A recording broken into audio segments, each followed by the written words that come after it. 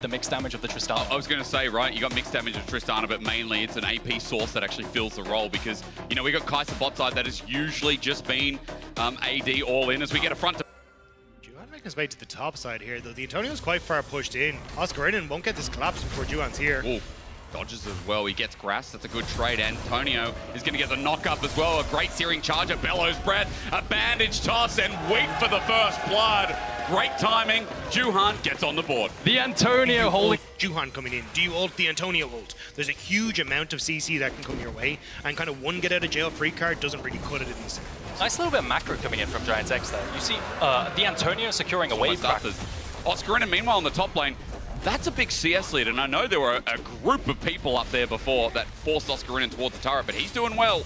There's now Fnatic trying to do well here too. There's the Weaver's Wall. Juhan's going to get locked in place. He's got a Curse of the Sad Mummy. He pops it and he flips over. It hits two and makes a quick trade. But guess who's here to benefit? Jackies picks up the kill versus Razork. Great for GIANTX, also getting the flash. You just don't have the damage in that side lane play as the game goes on as well. And now any cross map that they decide to opt into, they will win because of the tower damage. And this is what so many teams have done, is opt into that cross map as soon as they get the 5 grubs. And you can see Fnatic going for it at the moment, which is, hey, we just push faster. Cool, we're going to rotate our bot lane up to this top side, try and play for a couple of those plates before they disappear, and just use the fact that we have an advantage. But now TP coming in behind Fnatic. Deep. Jackie's there, not spotted yet. He gets ulted, but he buffers onto Humanoid, gets the rocket damage down. And Patrick roamed up for that. I mean, GIANTX so far, really not afraid of pulling the trip. Every single time it's down, they don't do anything. But when it's up, they start making plays because it's a really long cooldown. And Mumu's ultimate's really impactful, so 150 seconds, I just looked it up. And that play with the teleport, really nice.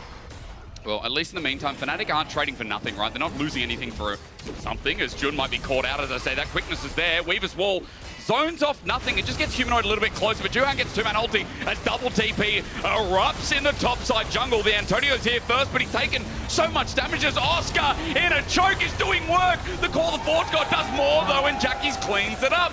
Oscar had a great idea, but no one from Fnatic was ready to go in. As over the wall, Jun may have made another mistake. He's against the wall. He can't get out. GIANTX looking for the searing charge. Get the flash out of Humanoid. And GIANTX is a 5-man crew. Yes, they're so low, messy, but they've gotten more so far. The mess continues, and Dagda, get ready for this one. We're going to need a bib. Humanoid takes down the Antonio, and Fnatic fight back. The extended play evens out the score, but at the start, Oscar in and had a great... actually went down.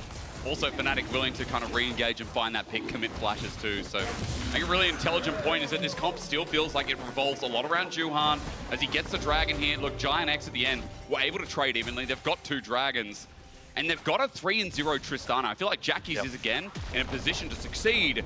It's just all about how they can move into this mid-game, and we talk about how Jackie's can't get caught out in this game, no way. I will say, I completely agree with you. The gold allocation for GIANTX is really nice. Jackie's is incredibly strong right now, and what they're doing with that is putting him in side lane and then shadowing him, strong-siding him in the side lane to be able to use that tower taking potential and split push. Oscar can't really do anything about it. I do think they messed up the assignments, though. I think Jackie should be on top side right now because they want to try and play for at least Rift Shroud and Control. Because you've got 5 Void Grubs, Fnatic have the push advantage, and they're playing on the side that has the Rift Shroud available. So you've lost 1 tower, half of your top tower, and now Rift Herald about to be taken, can be plonked in mid and take that structure as well. And I feel like if you're looking towards the bottom side as well, Dagda, further to your point, because of this lane allocation, K'Sante gets a bit of free time as well. That turret should be dropping down.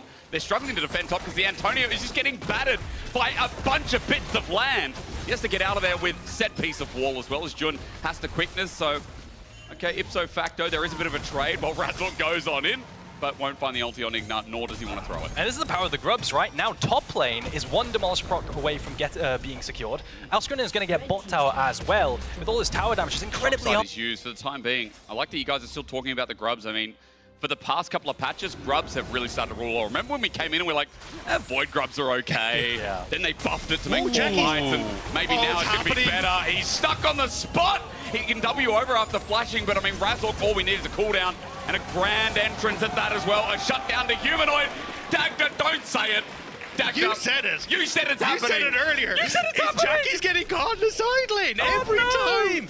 Just when GIANTX need him to step up and be that carry, he overextends that a little bit too far. Fnatic collapse, and now they're going to get that top turret that you were asking for, Aragon. Jackie's was sitting on a ward that entire time, and Razork played it really well as an actor. He walked downwards like he didn't know, instantly turned around, snapping gauges on the Jackie's. Especially with Dragon now in a minute's time, it feels like GIANTX with Jackie's now in a position to push in top, can contest for it. But here, yeah, let's see if it hurts them. I mean, this is a pinch. Look at the Weaver's wall. They can only go up, and Ignar's against the wall as he comes on in. The quickness brings them together. No one won't get a root back though, but Oscar's position is so damn handy. Onto Patrick, he can't move. He has to flush over the wall, but Juhan, a one-man ulti, brings it back as a two-man knockup from Antonio, brings it around.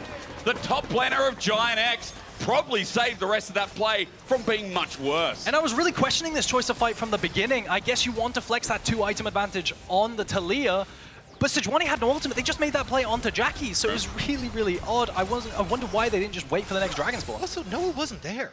Noah was still coming out of base, and you could see, like, Ignar just kind of sat in the pit and was like, cool, but hang on, it's the Antonio. How much trouble? Andrew's going to do a lot of work now. He's able to hop out. 2 items on the AD carry. Jackie's. Can he free hit? That is the question. There's a lot of threats to worry about. This 3-man core of the Taliyah, Sejuani, Rakan has so much CC potential. Well, the Forge God starts it off onto Oscar in the core. The Forge God's in the backline instead. Oscar takes up a lot of damage. Oh, the knockup. Charge! Antonio, he debuts in a big way. The feathers fly out, but GIANTX already have the pick. Fnatic are scent packing, and man, I swear, this guy has gone from 0 to hero this split, and I just love the story. And it's a huge ultimate. At MSI. Yeah, I think it's just how they've entered into fights in a lot of situations for Fnatic has been, hey, yes, we can find this engage, but we're not really thinking about how our carries can be set up to follow up. Right. Speaking of, Razork. Yeah, he's isolated, but he's got members nearby. Juhan thinking about using the ult, but he walks through as he gets ulted himself. He might have to pop it now. There's the Weaver's wall following through. Juhan gets zoned away. The difference is Antonio's here on the counterplay, gets the Ornn Forge God set on up as a searing charge with a pillar out his goal, but Juhan flies in and makes some weep, but a root back is great. Now Fnatic can play front to back. A counter after counter after a counter, and Fnatic have stopped counting with the play one. This time, GIANTX throw everything onto the tanks, so when they try to follow up, there's just not enough bully Fnatic back, and now should be able to get mid lane turret. Push in, Antonio now groups in as well. Remember, he's got that ulti available. They've got one grub themselves, that helps out, and push comes through. Gold is even yet again, a minute until that Dragon Gents, and I think it's an item check-in time, right? We've got 3 items here on Jackie's, importantly. On the Tristana is, no, don't do it again! Jackie, stop it! On a ward, he spotted out, he continues to back, he gets the ult. Maybe it's a bait as Razork has to push back instead. This time, we were lured in. Jackie's can reposition here as Call the Forge God from downtown layers up, and Jun's in trouble, Noah's in trouble. The bandage shots brings big trouble, and a shutdown goes to the Antonio, while in the backline, Ignar just rolls in and has thunderous blows for a cow. I mean, I'm sorry, Jackies, that time you baited me in hard. Sometimes you should ask, not can I, but should I? And Razork has not done that this game. Goes and tries to engage on the Jackies, but Aragon, you said it, there is no follow-up there from the rest of the team. They're trying to utilize the Sejuani engage plus the global Taliyah to jump off. Dragon, though. How close can Fnatic bring it? Because, again, this would be soul for GIANTX. With this composition, they need to stop it. Walking in through this choke is kind of difficult. Jackie's caught out. Is he dead? Yes, he is. There's the shutdown. Fnatic open up with a bang, and GIANTX have to wonder where it went wrong. Juhan dead as well. I mean, that is a mistake you can't make. That ward over there doing a lot of work. Yep. Trying to walk through that choke point is incredibly difficult. Through the Taliyah rocks, through the one-shot potential of the CC from Taliyah and Sejuani.